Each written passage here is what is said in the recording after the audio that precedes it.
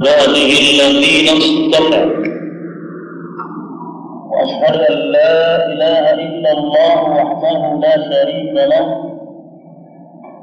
وأشهد أن محمدا عبده ورسوله وصفيه وخليله إنه أدى الأمانة وبلغ الرسالة ونصح الأمة وجاهد في الله حق جهاده حتى أتاه اليقين صلوات الله وسلامه عليه وعلى آله وأصحابه ومن تبعهم بإحسان إلى يوم الدين. أما بعد، فإن أحسن الحديث كتاب الله تعالى وخير الهدي هدي محمد صلى الله عليه وسلم وشر الأمور محدثاتها وكل محدثة بدعة وكل بدعة ضلالة وكل ضلالة في النار. اللهم إنا نعوذ بك من عذاب النار. Tukiwa katika mlango wa 20 kwenye kitabu Riyadhus Salihin, mlango huu babu dalalati ala khairi,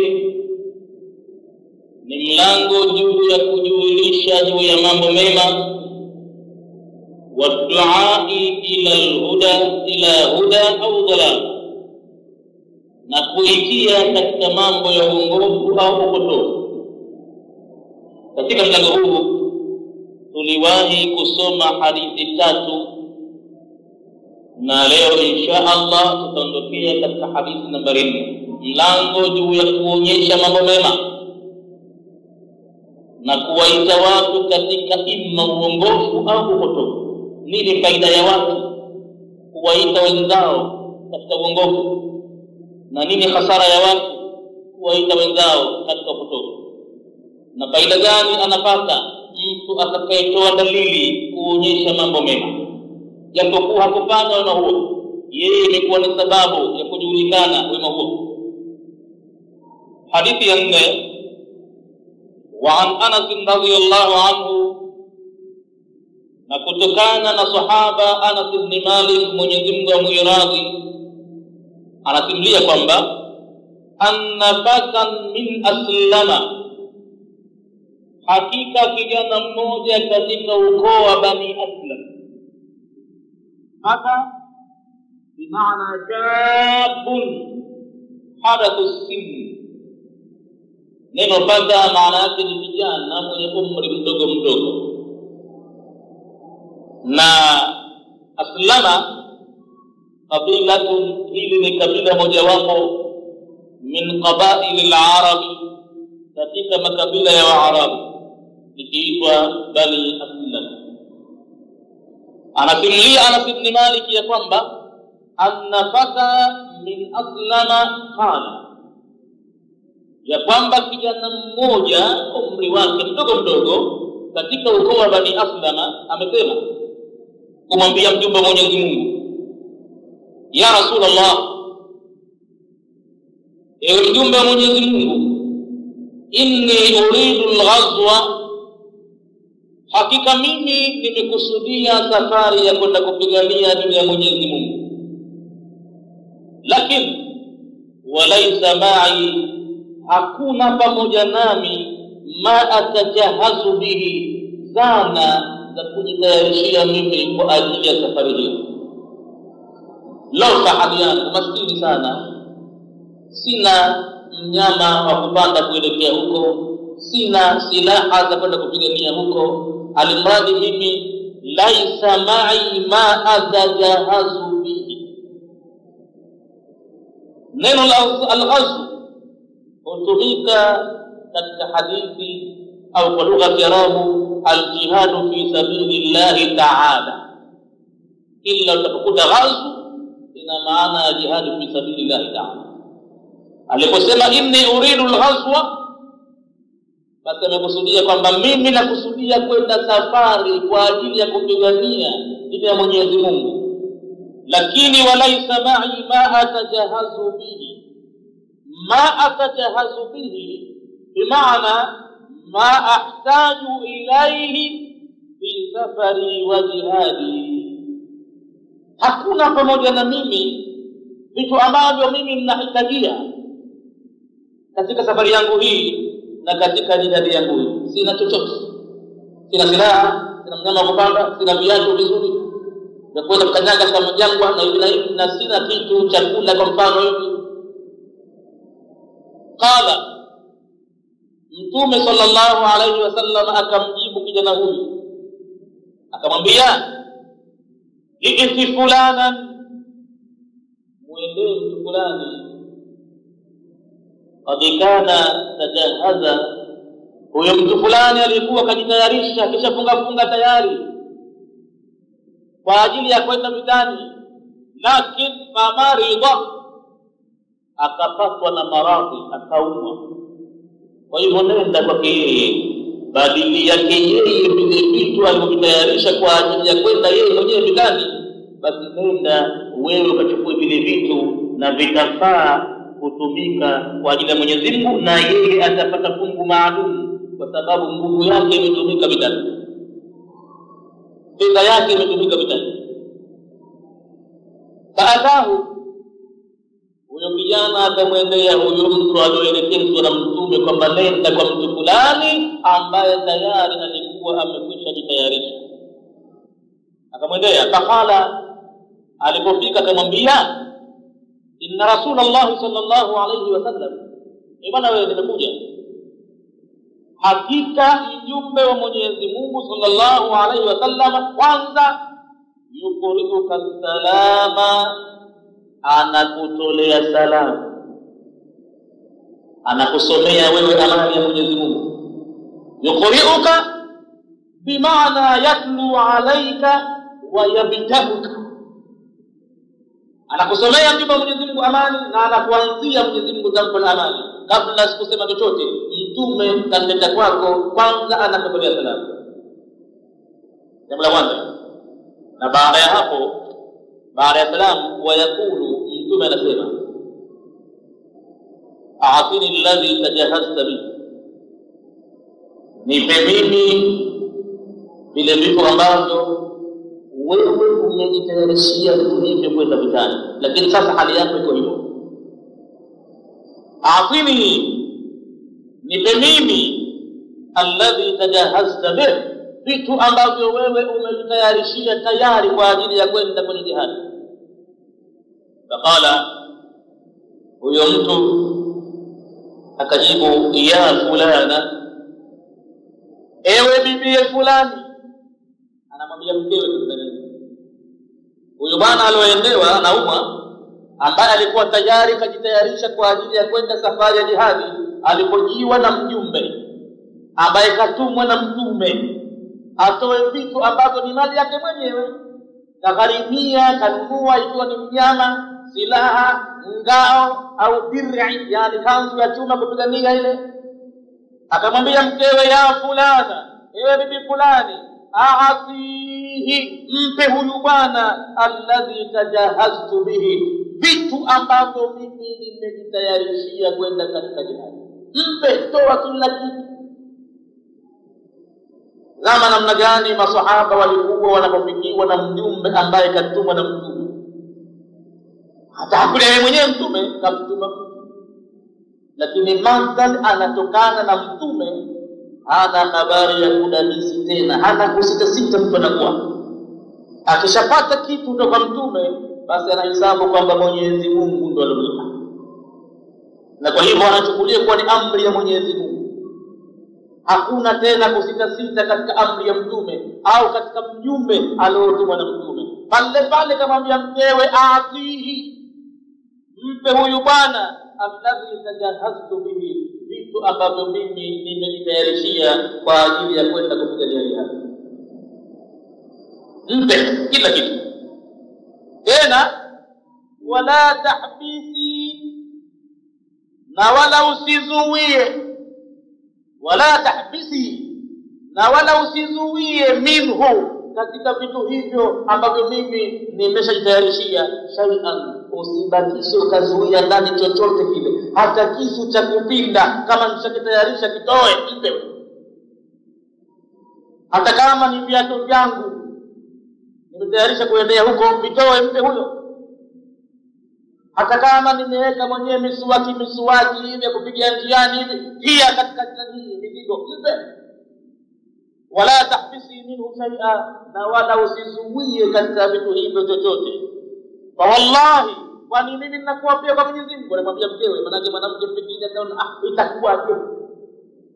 Vitu si vyake, si mali ya mume wangu, kagharibia tabula mashaka, kahangaika kuchuma vitu hivi miezi mitatu, pengine anajiandaa, pengine mwanamke ataweka kinyongo, anazidi kumwekea sawa. Wallahi au fa wallahi, na hapa kwa Mwenyezi Mungu mimi, la tahbisina minhu shay'a, utozuia wewe bibi katika vitu nilivyoviandalia mimi kwenda vitani, usimpe huyu chochote kile.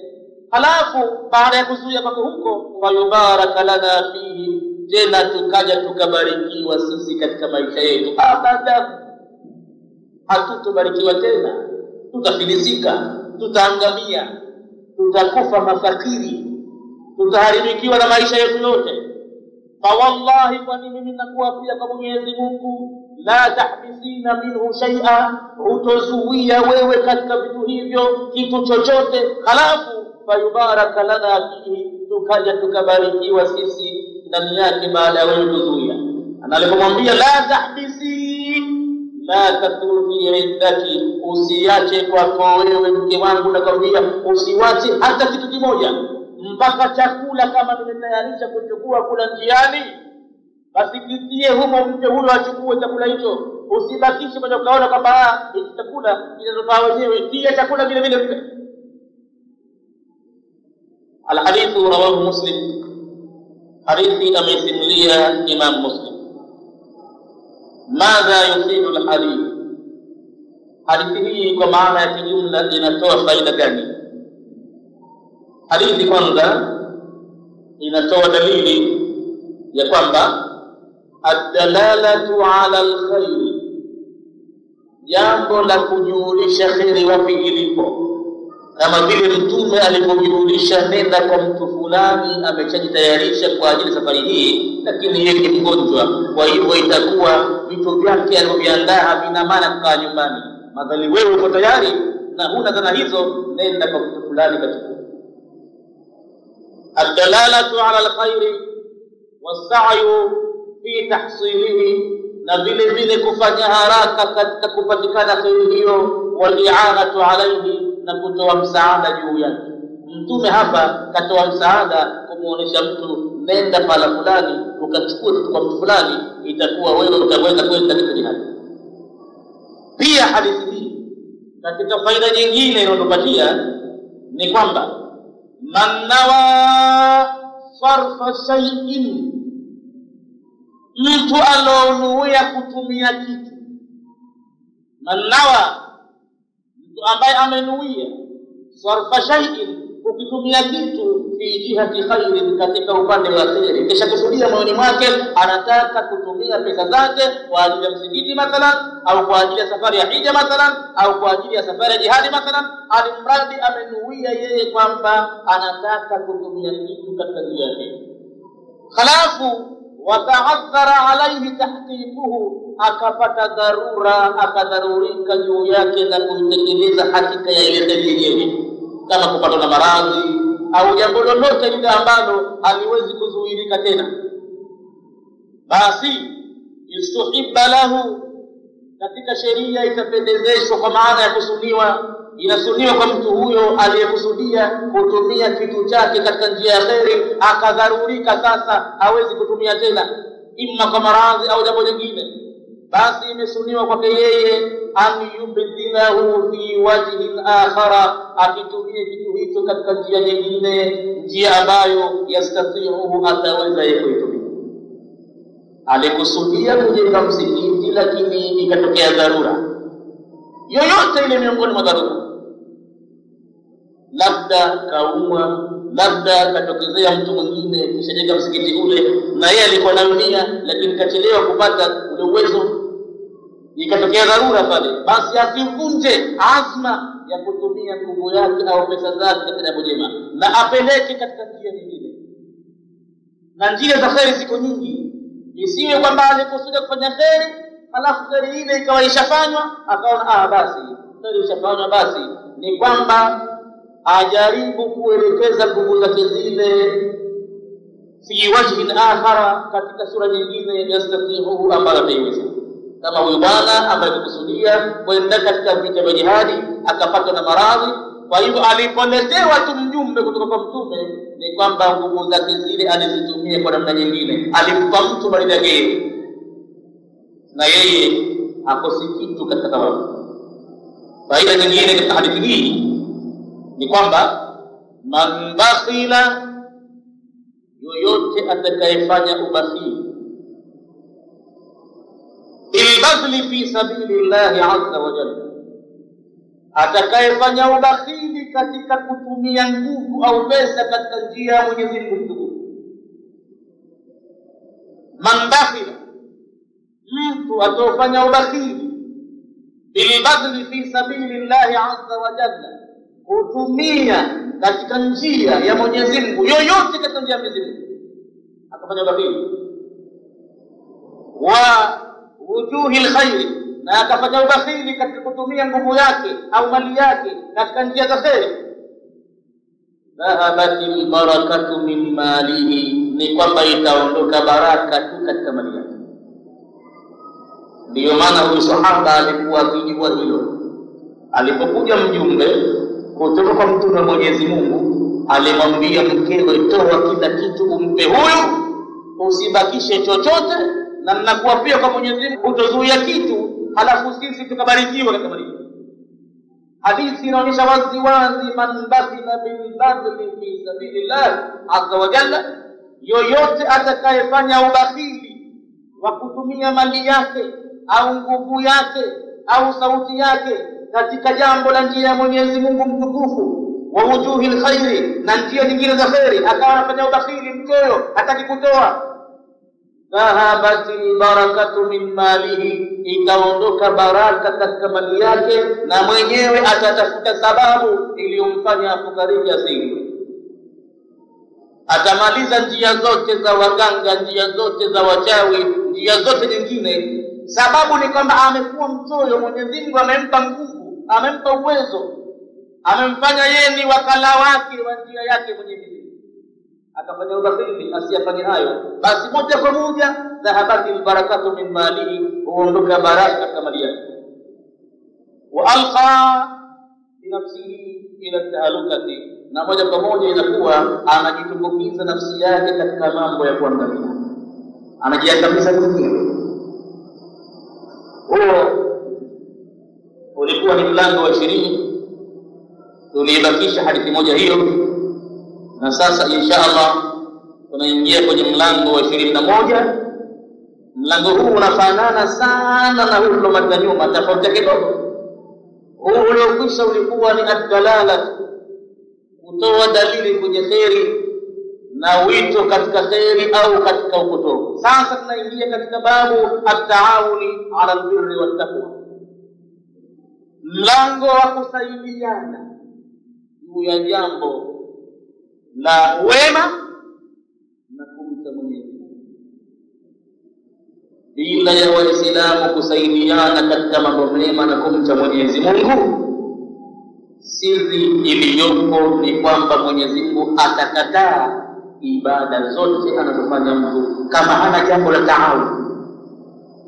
Pakiswaliwa tu, pakifungwa saumu tu, pakitekelezwa baada ya hija tu peke yake, bila ya kuwepo msaada wa kusaidiana Waislamu kwa Waislamu, Mwenyezi Mungu huwa hakubali ibada hizo, kama alivyothibitisha Mwenyezi Mungu katika hadithi al-Qudsi al-Jalil aliposema, innama, hakika siku wana biuri wa balagha wanasema innama ni chombo maalum, adatu hasrin wa qasrin, ni chombo cha kufupisha maneno na cha kuzungusha ukuta. Hakuna tafsiri nyingine, hakuna vinginevyo isipokuwa ni kama ifuatavyo: innama, hakuna vingine isipokuwa atakabbalu salata, mimi naikubali swala, na ikikubaliwa swala ina maana zimekubaliwa ibada nyingine. kwa sababu awwalu ma yuhasabu an-nasu yawm al-qiyamati as-salah, jambo la mwanzo la kuhesabiwa watu siku ya kiyama ni swala. Mwenyezi Mungu anasema katika maneno matakatifu, hadithi al-Qudsi, innama atakabbaru as-salata, hakika mimi ninaikubali swala kwa sharti tano. Mtu akitekeleza swala yake nitaikubali. Ikipungua sharti moja ni swala na mushkili kubwa, na iwe pametekelezwa shuruti zote za kusihi swala. Kama nini? Kama kutokuwa mtu na janaba, akitahirisha mtu kwa udhu, chatawaza mtu sawa, aliposimama kutaka kusali kwa safi kabisa, na halafu yeye mwenyewe kaelekea kibla, tena kajistiri, hayuko uchi. Hizi ni shuruti za kusihi sala. Kusihi sala ni mbali na kukubaliwa ni kitu kingine. Yawezekana swala imesihi halafu isikubaliwe. Kwa bahati mbaya, katika vitabu vya fikhi tunasoma siku zote, kila ukifungua kitabu cha fikhi unasoma shuruti za kusihi swala. Mtu wa Muislamu awe balighi, shababi, ana akili yake timamu, awe safi, asiwe na najisi katika nguo yake, asiwe na najisi pale pale anaposalia, aelekee kibla. Naam, hizi zote ni shuruti za kusihi swala bila shaka, lakini hukumu katika vitabu vya fikhi kuzungumza shuruti za kukubaliwa swala. Mlango huu tunaosoma sasa utatubainishia mojawapo katika sharti za kukubaliwa swala, nayo ni at-taawunu 'ala al-birri wat-taqwa, kusaidiana watu katika mambo mema na mambo ya kumcha Mwenyezi Mungu. Mwenyezi Mungu anasema innama atakabbalu as-salata, hakika mimi ninaikubali swala, mimman tawadha biha li'azamati, kwanza kwa yule ambaye amenyenyekea kwenye hiyo swala kwa ajili ya kunitukuza mimi. Hana kibri, hana majivuno, yuko katika hali ya kawaida, anajiona sawa sawa na viumbe wa Mwenyezi Mungu wengine walioumbwa. Tena pengine yeye mwenyewe anajiona mdogo, ingawa kwenye macho ya watu wanamuona mtu mkubwa. Mtume alikuwa akiomba katika dua zake, ij'alni saghiran wa fi a'yuni an-nasi kabira, nifanye mimi kuwa mdogo, usinifanye kujiona mkubwa, kumbe mbele ya macho ya watu si lolote, si chochote, si mnyama, si nani. Kuna viumbe wanajihisi kwamba wao ni watukufu sana na wanataka watukuzwe sana, kumbe mbele ya macho ya watu kwa wanayofanya wamedhalilika sana. Mtume katika dua zake akiomba, ij'alni saghira, nifanye mimi nijione mdogo, wa fi a'yuni an-nasi kabira, katika macho ya watu nionekane mkubwa lakini mimi mwenyewe mdogo. Tadarru, innama atakabbalu salata mimman tawadha biha li'azamati. Sharti ya kwanza hiyo, lazima mtu afanye tawadhu, anaishi maisha yake yuko kwenye tawadhu, hamtakabari mtu, hamuonei mtu, hamdharau mtu, hamdhalilishi mtu. Jambo la pili, walam yastatilla ala khalqi, na wala hawaudhi viumbe vyangu kwa namna yoyote ya maudhi. Akiwa anaswali halafu akawa anapita kuwaudhi viumbe wengine, japokuwa jirani yake kumwagia maji machafu, kumudhi kwa vitendo vibaya, kumletea harufu pale ambazo hazipendezi, anamfugia mbuzi chini ya nyumba pahala sifa kufugia mbuzi, yule jirani yake anapata harufu ya mikojo ya mbuzi pale, uchafu moja kwa moja, anamuudhi pale. Mtu na swali achune uso wote, Mungu aikubali swala yake abadan. Walam yastatilla ala khalqi, na wala haudhi viumbe vyangu, swala yake nitaikubali. Sio mtu kisha kuswali halafu anaudhi viumbe usiku kucha, anapita madirishani akichungulia watu wamelala, zile nyumba zinakunga bwana, makuti ya kuungaunga, watu wamo ndani kwenye faragha zao wanajiachia kama watakavyo. Mtu akaacha kazi zake usiku wa manane akawa anapita kupiga bodi, ananiudhia viumbe vyangu. Huyu na asali atakavyo hawezi kupata kubuli kwa Mwenyezi Mungu yake. Hii ni mifano maudhi tu, na maudhi yako mengi, huwezi kuyahesabu ukayamaliza kwa dakika 10 au kwa saa moja maudhi. basi walam yastafilla ala khalqi, na wala hawaudhi viumbe vyangu. Na viumbe vya Mwenyezi Mungu, watu wa sunna, watu wa tauhidi, wanaudhika sana kuwaona viumbe wengine Waislamu wanafanya mambo ya ibada ambayo hayakuja kutokana na mtume wala Mwenyezi Mungu. Wanazua katika dini. Ni maudhi makubwa kuwaona watu wanazua katika dini. Huyu mwenye kuudhi watu kwa namna hii na afanye ibada atakavyo, hawezi Mungu kibali. Wataingia misikitini, wapige mazumari, wapige madufu, wacheze misikitini, viumbe wa Mwenyezi Mungu wanaudhika mle. Huyu mwenye kuudhi Mwenyezi Mungu hata afanye ibada namna gani, Mwenyezi Mungu haikubali. Walam yastaqilla ala khalqi. Hii ni sharti ya pili ya kukubaliwa swala. Sharti ya tatu, walam yabit musirran ala ma'asiyati, na wala asipitishe usiku kucha katika kutekeleza, katika kutenda maasi yangu mimi. Haidhuru kisha swali isha na swali sala zote jamaa, baada ya kutoka pale usiku tena imekuwa anatumia kwa dunia, anasema dini na dunia. Kafasiri vibaya sana alipoingia kwenye maasi. Katoka msikitini amekwenda kukesha kucha kwa kimada, mwanamke wa kinyumba. Huyu na asali vyovyote Mungu akubali. Kwa sababu katika sharti za kukubaliwa swala, wala miyabit musirran ala ma'asiyati, wala hajakesha, hajapitisha saa za usiku musirran, akawa yuko kwenye kushikilia, anaendelea tu ala ma'asiyati, juu ya maasi yangu mimi. Maasi ya namna yote, ikiwa ni kwenye pombe, kwenye zina, katika jambo lolote la kumaasi Mwenyezi Mungu, Mungu haikubali swala yake ile tena. Hilo la tatu. Na la nne, waqata'a naharahu bidhikri, mchana wake lazima aukate katika kunikumbuka mimi, kunitaja mimi muda mrefu, niwe mimi nimo ndani ya moyo wake. Asije akawa mimi ananiabudu msikitini, akitoka msikitini tena anajiona yuko huru, anafanya atakavyo, anasema atakavyo, anikumbuki tena, anitaji tena. Sharti za kukubaliwa mtu sala yake, waqata'a naharahu bidhikri, au kati mchana wake kunikumbuka mimi, kunitaja mimi, mdomo wake, ulimi wake umejaa mbolea, umerutubika mno, kila wakati ananitaja mimi. Akivaa nguo anaomba kwa Mwenyezi Mungu dua maalum ya kuvaa nguo. Akitoka nyumbani kwake anatoka kwa dhikri maalum. Akipanda chombo chake anapanda kwa dhikri maalum. Akiingia msikitini anaingia kwa dhikri maalum. Alimradi akiingia chooni anaingia kwa dhikri maalum. Akitoka chooni kwa dhikri maalum. Hapa anaharahu bidhikri. Hapa akiswali aweke tamaa. Akiwa nayo hayo basi aweke tamaa kwamba swala inamngojea siku ya kiyama ikamfurahisha. Hilo ni jambo la nne. Na jambo la tano, wa rahimal miskina wa ibn as-sabili wal armala wa rahimal musaba. Tena baada ya hapo akamrehemu, akamwonea huruma maskini. Ndio mlango tunakwenda sasa, kusaidiana katika wema na uchamungu. Akamwonea huruma masikini, akawa anamsaidia, tena anapita akipeleleza nani mwenye haja, bila ya kumtaaradhi na kumtesa mtu na kumhangaisha mtu. Seti yule anaopewa anaona raha, maana anapewa hafedheheshwi wala haadhiriwi, wala hawezi jua kali muda mrefu pale kajipanga kodi na anangojea.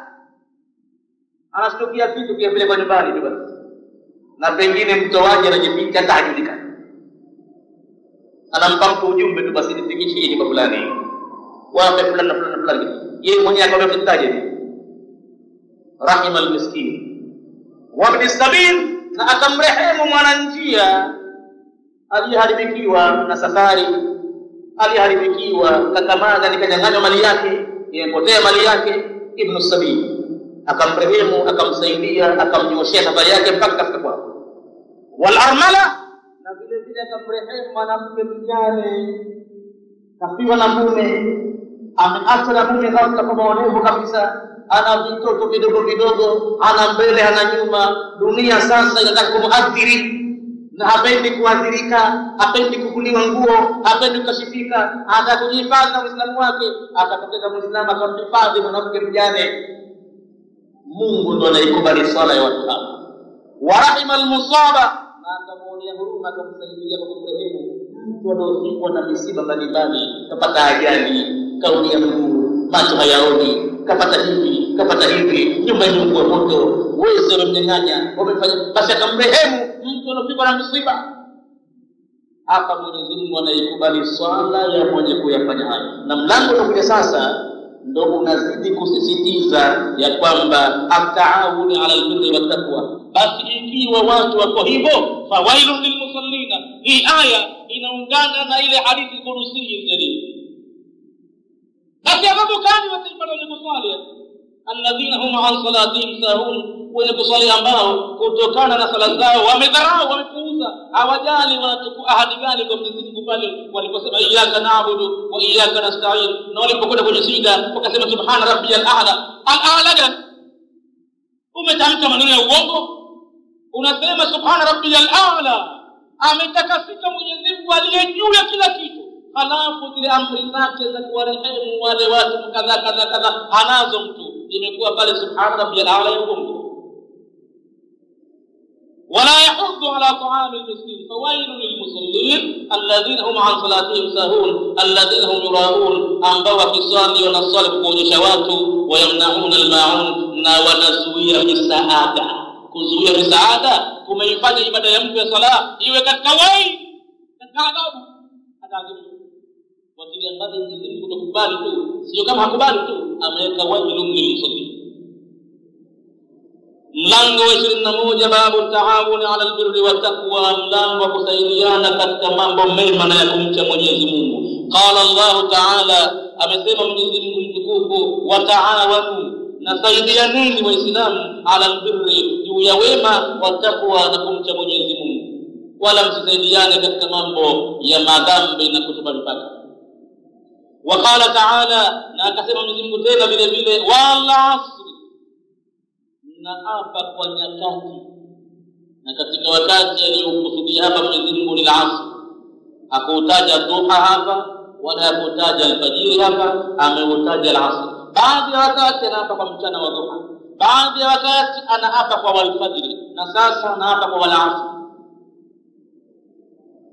Al-asr ukitizama katika kutwa ya siku, la asri ndiyo mchana unamalizika, jua linaondoka nguvu yake, linaanza kuelekea magharibi, yani karibu litazama, na kuzama maana yake ndio mchana umekwisha, unaingia usiku. Kwa hapo Mwenyezi Mungu kwa asiri, yani dunia iko taabani, kizee sana. Ikiwa itapigiwa mfano wa siku, basi iko katika asiri, karibu jua lake litakutwa na hapa hivyo. Na nimetoa kiapo hicho, innal insana, jawabu ya kiapo, hakika mwanadamu la fi khusri, yumo ndani ya hasara. Na hapa kwamba kila mwanadamu yumo ndani ya hasara, kwa sababu jua linamkimbia hilo linakwenda zake. Yumo ndani ya hasara, anacheza tu, amesahau kaumba kwa ajili gani, hana habari ya lengo la Mwenyezi Mungu kumweka katika ardhi hii mpaka jua karibu litazama. Innal insana la fi khusri illa alladhina amanu, wanahuliwa walikuwa mtakasara, isipokuwa wale tu walioamini. Tena kuamini sio peke yake, waamilu salihati, na wakafanya vitendo vyema, watawasau bil haqi, na wakahusiana katika kutenda mambo ya haki, watawasau bisabri, na wakawa wanahusiana katika mambo ya kusubiri katika mema yatakayokusubiriwa. Si rahisi mtu kukaa katika mema wakati dunia imejaa na vishawishi, dunia imejaa na matamanio. Ad-dunya ulwatun khadiratun, dunia ni tamu mno, dunia ina rangi ya kijani kibichi, mara moja mtu inamsahaulisha kama iko siku atakufa. Kwa hivyo mtume anasema fattaqud dunya, iogopeni dunia, wattaqun nisaa, na pia waogopeni wanawake nyinyi wanaume. Kwa hiyo watawasau bil haqi, na wakahusiana katika kutenda mambo ya haki, watawasau bisabri. Qala al-Imam Shafi'i rahimahullah, amesema Imam Shafi'i, Mwenyezi Mungu amrehemu, kalaman, katamka maneno kuhusiana na sura hii wal asri. Maana yake maneno hayo, anna an-nasa hakika ya watu au aktharahum au wengi wao fi ghaflatin wamo katika mghafiriko mkubwa an tadabburi hadhihi sura, katika kuizingatia sura hii. Imam Shafi anasema Qur'ani yote ilikuwa haikuteremka, imeteremka sura hii peke yake ingetosha kuwa ni Qur'ani nzima. Na anasema watu au wengi wao wamo katika mghafala mkubwa, hawaizingatii sura ya Al-Asr. Ina maana kubwa, na la mtu akizingatia watu wangejua lengo la Mwenyezi Mungu kuwaita wao duniani ni nini.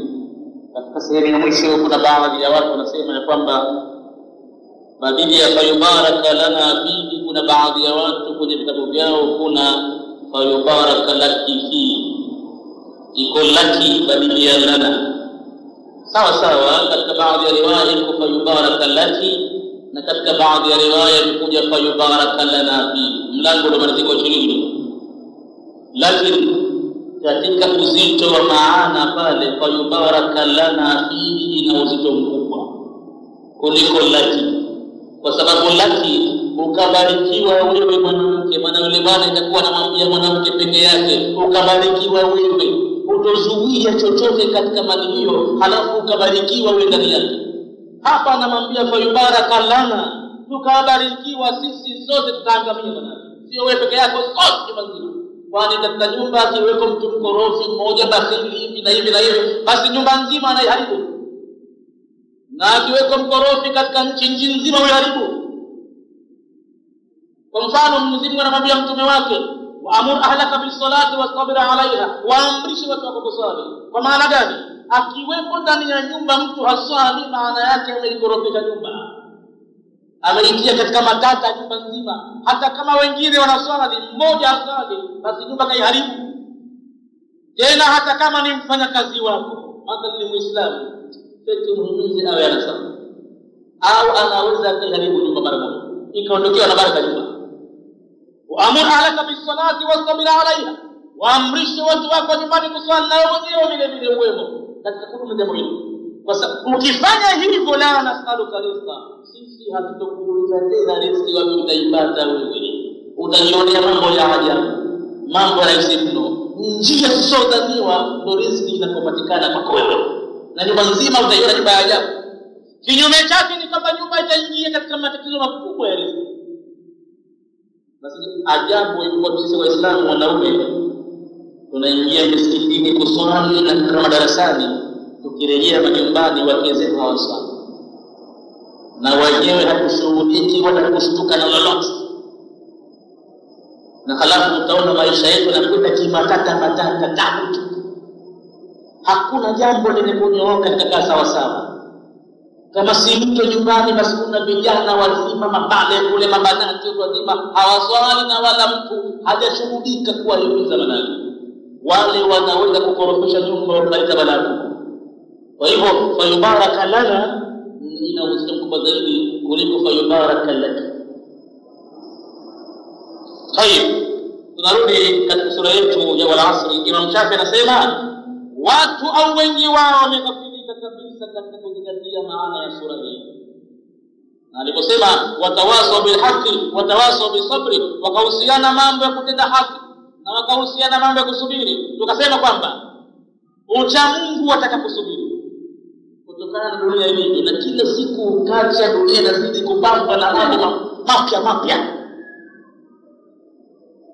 Teknolojia zinazidi, starehe zinazidi, mambo katika ulimwengu yanazidi. Kwa hivyo kukaa kitako mtu kwa katika taa ni katika jambo la kustahamili sana. Vile vile kuyaacha mtu matamanio ya nafsi yake, kuacha kutenda uchafu, kuacha kufanya maovu, yatakasubira kubwa mno. Yote yatakasubira. Kumwabudu Mwenyezi Mungu yatakasubira, na kuyaacha maovu yatakasubira vile vile. Kwa hivyo watu wamekaa kitako na kumwabudu Mwenyezi Mungu, wanatenda mema, wanahusiana kufanya haki, na wanahusiana kusubiri. Hawa Mwenyezi Mungu amewavusha katika hasara. Wote wengine waliobakia wameangamia. Kwa hivyo kuna aliman au mutaalliman au mustami'an lil'ilmi, kuwa ni mwanachuoni mwenye kutoa faida kwa wenzio. Soma barabara halafu usomeshe watu.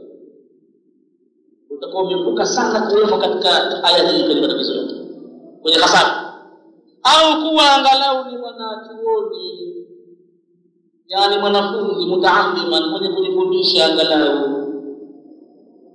Na vile vile kama utakosa kupata hayo, basi angalau kaa kitako usikilize watu wanasema nini, wale wanaohusiana kufanya haki na kusubiri. Kaa kitako, kila unapozungumza kaa kitako, tega sikio kwa makini kabisa, ili upate kuondokana na balaa hasara. Wala takun rabi', Mtume anasema usiwe kwenye grupu la 4, si mwanachuoni, si mwanafunzi, wala si msikilizaji.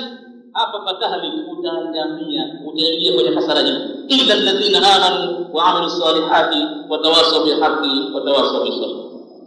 Kabla ya kuingia kwenye hadithi, najibu kwanza swali lilokuja hili. Mwenzetu mmoja anauliza kwa kusema hivi: mimi na mke wangu tuna nia ya kwenda hija mwaka huu, lakini hivi karibuni mke wangu alijifungua, na hivi sasa mtoto huyu ana umri wa mwezi mmoja, na wote ni wazima wa afya, na hadi wakati huu wa hija mtoto atakuwa na umri wa miezi 4 insha Allah. Je, naweza kwenda naye hija yuhali ananyonyesha? Ndio anaomba ufafanuzi huo. Na kama hawezi kwenda nifanyeje ili niweze kwenda naye mwaka huu? Nitajibu kwa ufupi kwanza, halafu inshallah inakuja hadithi katika huu mlango wa 21 wa Riyadhus Salihin tunakwenda nao, inakuja hadithi iliyohusiana na maudhui. Ni kwamba ikiwa itaruhusu afya ya mama mtu kuweza kumchukua mwanawe kwenda naye katika ibada ya hija, hilo jambo ni jaiz, inafaa sana, na malipo ya ibada ya hija ya mtoto yule atayapata yule mama mtu au wake wazee wawili waliochukua mtoto wao katika ibada hii, ikiwa hali itaruhusu. Lakini kama itakuwa ni taklifa kubwa na kunyonyesha na vishindo vya hija, basi wasiingie katika hilaki ya kumhilikisha mtoto katika vibiru vya hija vilivyo. La, kama wanahisi baba wanajiweza vizuri, hawatotaabika, makini kabisa afya zao, basi ni jambo linalojuzu kabisa mtu kumchukua mwanao mdogo katika ibada ya hija. Lakini yule mtoto kwa upande wake hatojihisabu wala kuhesabiwa kuwa ameshahidi.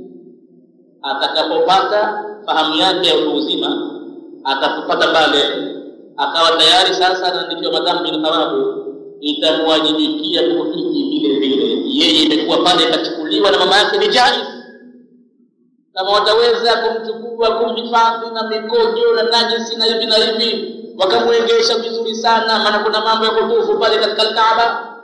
Kutufu Kaaba ni kama swala, wataka na udhu kamili, mtu awe safi kabisa. Akiwa hana udhu pale tawafu batil, na akiwa na najis pale tawafu batil. Kwa hivyo haya yote wayafikirie vizuri, namna ya kumwengesha mtoto wao. Wakiweza hawe jaiz, wanaweza kwenda naye. La, kama ndo mama mtu atasema hawezi, sasa kuna njia nyingine za kufikiria mtoto tu asiteseke. Wanaweza kumkodisha mnyonyeshaji mwaminifu, mkweli, safi kabisa, si mtu mchafu akamilikisha mtoto kumpa maradhi. Mtu mwaminifu, safi, ana tabia nzuri, wakamkodi kumnyonyeshea mtoto wao mpaka wataporejea safari. Jambo la kukodisha wanyonyeshaji viko mpaka kwenye Qur'ani ruksa. Mtume vile vile kaonyeshwa na watu wa kukodisha. Kwa hivyo wanaweza kumpa mtu kumnyonyesha mtoto wao na wao wakaenda hija kama wanaliweza hilo. Maana ni jambo zito hilo kwa mama mtu. Jambo gumu sana hilo kwa mtoto wa miezi 4 kumtupa pahala hivi, inakuwa kwake pengine ni vigumu. Lakini kama itakuwa moyo rahisi na jiweza hivyo, basi wanaweza kumkodisha mtu mnyonyeshaji na wao kwenda safari vile. Kwa mukhtasar ni hivyo, lakini inakuja hadithi huko katika mlango huu wa 21 inagusia habari hii vile. Kwa hivyo hadithi ya mwanzo katika babu taawuni ala albirri wat taqwa وعن أبي عبد الرحمن زيد بن خالد الجهني kutoka kwa baba yake Abdurrahmani ambaye anaitwa Zaid ibn Khalid al-Juhani radiyallahu anhu, Mwenyezi Mungu amradhi, qala, amesema qala Rasulullah sallallahu alayhi wasallam, mtume kasema, man jahaza ghaziyan, mtu atakajitayarisha tayari kwenda vitani katika kupigania njia ya Mwenyezi Mungu fi sabilillah, faqad ghaza, kwa hakika atahesabiwa kwamba kesha kwenda, japokuwa amejitayarisha tu na ikawa hakubahatika kwenda, pengine kapata maradhi au kafa au imetokea sababu nyingine yoyote, labda wazee wake wameumwa ghafla, babake na mama yake ikabidi kule kwenye hija, kwenye jihadi hakuendeki tena, na kukaa na wazee wake mtu bora zaidi. Kwa hivyo yeye madhali alifunga kwa ajili ya safari hiyo, anahesabiwa faqad ghaza, ameshakwenda kule vitani. Maana mtume tumesoma katika mwanzo wa kitabu hiki katika babu al-Ikhlas wa ni mlango wa mwanzo kabisa kitabu hiki, ya kwamba mtume alipokuwa anarejea katika vita vya Tabuki au vita vinginevyo, aliwaambia wale masahaba ambao amefuatana nao kwenye vita hivyo, kawaambia, inna fil madinati aqwam, huko Madina tumewaacha watu ambapo nyinyi mliona mimi, ma qata'tum wadiyan, amlikati nyinyi jangwa lolote, wala hampandi kilima chochote, wala hamjichomi na mwiba wowote, illa sharikukum fil ajri, isipokuwa walioko Madina wameshirikiana na nyinyi katika malipo, kwa sababu hawakuja hapa abasahumul udhuru umewazuia, imma wagonjwa au mtu mzima, wengine vipofu, wengine hivi, lakini nia zao ziko huku. Kwa hivyo na wao vile vile wanapata malipo maalum. Sikwambii tena alojitayarisha tayari kwenda, dakika za mwisho akaja akafeli kwa dharura moja wapo miongoni mwa dharura za binadamu. Sikwambii yeye tena. Kwa hivyo man jahaza ghaziyan, mwenye kujitayarisha kwenda katika safari fi sabilillah, safari ambayo ndani yake malengo yake ni katika kupigania njia ya Mwenyezi Mungu. Si lazima vile jihadi, vita vikubwana, yuko katika kutekeleza njia ya Mwenyezi Mungu, anakwenda kufikisha kalimatullah, anakwenda katika jambo lolote lile ambalo ni njia ya Mwenyezi Mungu, lakini kwa bahati ikawa kwenda, kwa kuwa kajitayarisha, faqad ghaza, yeye amekwenda safari hiyo. Wa man khalafa ghaziyan, na yoyote atakayemshikia nafasi mtu aliyekwenda katika safari ya jihadi, kamshikia nafasi, kwa maana anawatizama watu wake wa nyumbani kwa wema kabisa, kwa chakula hawapati tabu watu nyumbani, hawapati tabu kwa lolote, yeye katikitaka wanamlindia nyumba yake watu wasipate tabu ya njaa wala dhiki yoyote, na yeye vile vile inakuwa anapata fungu maalum.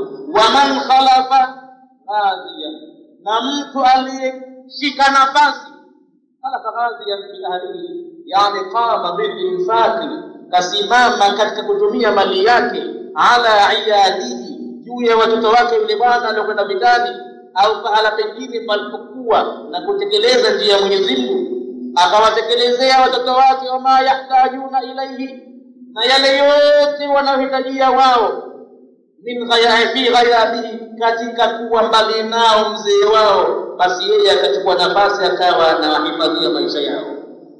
Wa man khalafa ghaziyan, na mtu atakayemshikia nafasi akatumia mali yake kuwasaidia watu wa nyumbani, kwa yule aliyekwenda vitani, fi ahlihi, akawafanyia watu wake bikhairi, mambo mema, faqad ghaza, na yeye hukumu yake thawabu anazipata, amekwenda vile vile kupigania njia ya Mwenyezi.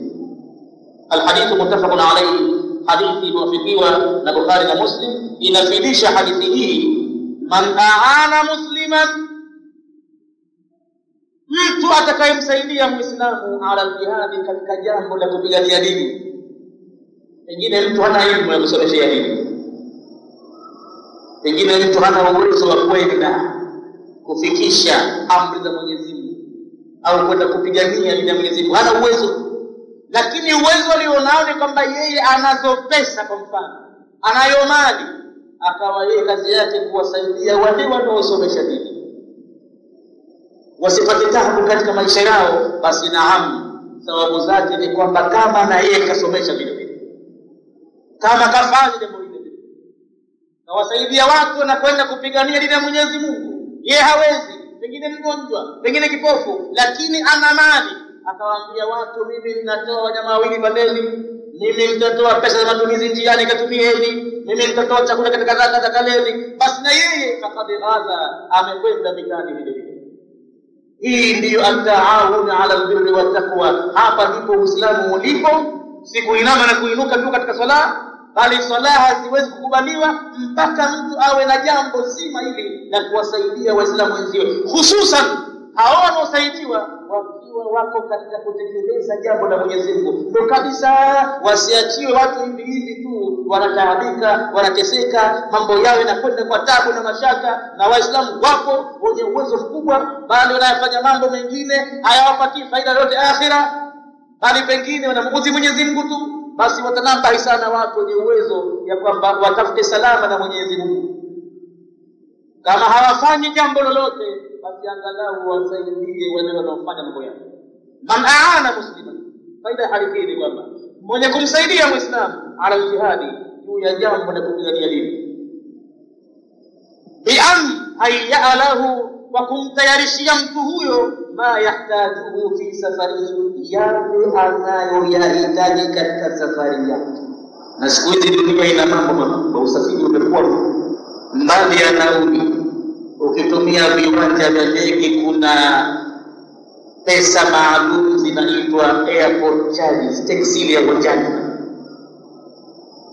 Ukishakanyaga pale tu, tena cha kulipa yenyewe sio pesa local za madafu, la, hata ukiwa mzalia wa nchi ile utoe foreign currency, utoe dola ya Marekani. Na pengine mwenye kwenda kupigania ile dini yenyewe hawezi kupata foreign, akatokea mtu akamwambia la, juu yangu mimi nitoa mimi. Basi huyu mwenye kufanya hivi amefanya at-taawun ala albirri wattaqwa. Kilipo chake ni kwamba kashiriki katika kutekeleza amri ya Mwenyezi Mungu ile ya jihadi, kuwasaidia wale ambao wanakwenda katika safari njema kama hiyo.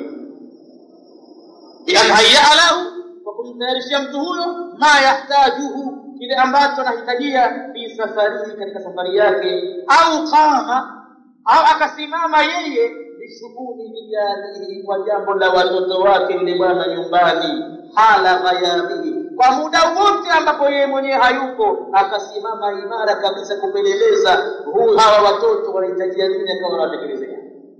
Basi akifanya hayo, hadithi inafundisha kana lahu mithlu ajrihi wa jihadihi, anakuwa na yeye ana mfano wa malipo sawa sawa na yule ambaye kwenda kupigana, pengine amzidi zaidi.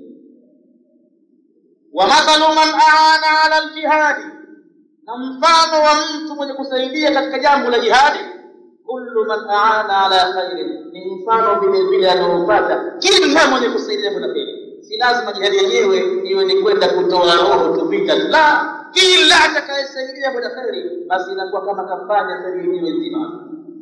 Basi mambo yeye si hayo, iwe kasaidia na huko anafanya, mambo yanakuwa makubwa zaidi kwake, anapata ujira mara mbili mara nyingi zaidi, huko anasaidia na huko anafanya vile.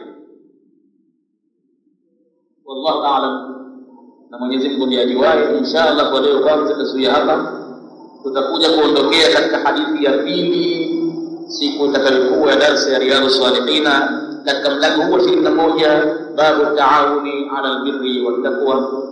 Alhamdulillahi rabbil alamin, wassalatu wassalamu ala rasulillahi Muhammadin sallallahu alayhi wasallam.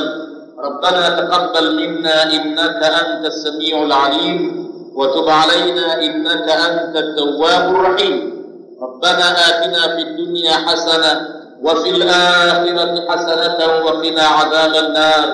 اللهم فقهنا في الدين وعلمنا التأويل والتفاسير وارزقنا اتباعه. اللهم زينا بزينة القرآن وارزقنا تلاوته آناء الليل وأطراف النهار على النحو الذي يرضيك، واجعله حجة لنا لا حجة علينا يا رب العالمين برحمتك يا أرحم الراحمين. اللهم علمنا ما ينفعنا وانفعنا بما علمتنا وزدنا علما يا رب العالمين. اللهم أكرمنا ولا تهنا وزدنا ولا تنقصنا وانصرنا ولا تنصر علينا وكن لنا ولا تكن علينا وارفعنا ولا تضعنا برحمتك يا أرحم الراحمين. اللهم اغفر للمؤمنين والمؤمنات والمسلمين والمسلمات الأحياء منهم والأموات برحمتك يا أرحم الراحمين. اللهم أعتق رقابنا ورقاب آبائنا وأمهاتنا من النار برحمتك يا أرحم الراحمين. اللهم أعز الإسلام والمسلمين وأذل الشرك والمشركين برحمتك يا أرحم الراحمين. اللهم لا تزغ قلوبنا بعد إذ هديتنا وهب لنا من لدنك رحمة إنك أنت الوهاب. ربنا هب لنا من لدنك رحمة وهيئ لنا من أمرنا رشدا. ربنا هب لنا من أزواجنا وذرياتنا قرة أعين واجعلنا للمتقين إماما برحمتك يا أرحم الراحمين. وصلى الله على سيدنا محمد النبي الأمي وعلى آله وصحبه وسلم والحمد لله رب العالمين.